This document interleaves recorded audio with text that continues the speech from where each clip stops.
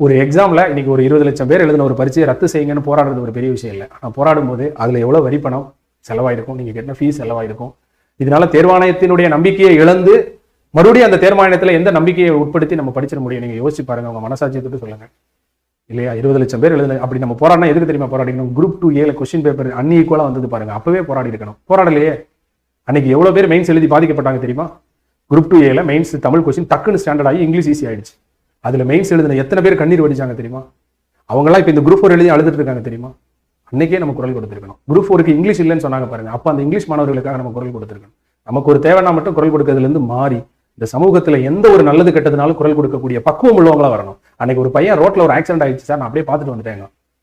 ஏன்டா அப்படின்னு கேட்கறேன். எக்ஸாம் இருக்குல்ல சார், நமக்கு இன்னைக்கு டெஸ்ட் இருந்ததுல, அதனால நான் வேமா வந்துட்டேங்கிறான். அட பாவி, நீ படிச்ச படிப்பு உனக்கு விவேகத்தை கத்துக் கொடுத்துச்சு, ஆனா வீரத்தை கத்துக் கொடுக்கலையே. ஒரு அநியாயத்தை தட்டி கேட்கிறதோ இல்ல ஒருத்தருக்கு உதவி செய்யறதையோ கத்துக் கொடுக்கல.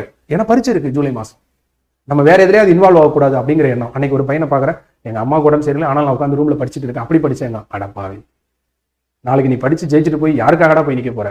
அவளுக்கே உடம்பு சரியில்லை அப்படிங்கிறப்போ அவங்க அம்மா எப்படி இருக்கிறாங்கன்னா, தனக்கு உடம்பு சரியில்லைன்னு சொன்னா புள்ள வந்து படிக்கிறத விட்டுட்டு வந்துருவானேன்னு சொல்லி உடம்பு சரியில்லைங்கிறத சொல்லல. ஆனா அந்த பையன் எங்க அம்மாவுக்கு உடம்பு சரியில்லை ஆனாலும் நான் உட்காந்து படிக்கிறேன்னு பெருமையா பேசுறான். நான் அப்ப சொன்னேன், டேய் நாளைக்கு ஜெயிச்சதுக்கு அப்புறம் உனக்காண்டி யாரா நிப்பா? முதல்ல அந்த தாயை போய் பாடுறான். இவ்வளவு நாள் நீ என்னத்தை படிச்சு கழிச்ச?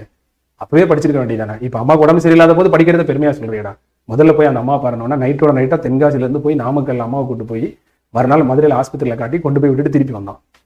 இதுதான் விஷயம். வேலைங்கிறது வாழ்வதற்கான வழி. அதற்காக நம்ம உறவுகளையோ நம்மளை சுத்தி இருக்கவங்களையெல்லாம் நம்ம இழந்துட முடியாது. அதனால நீங்க வந்து மனசுல வச்சுக்கோங்க எல்லாரும்.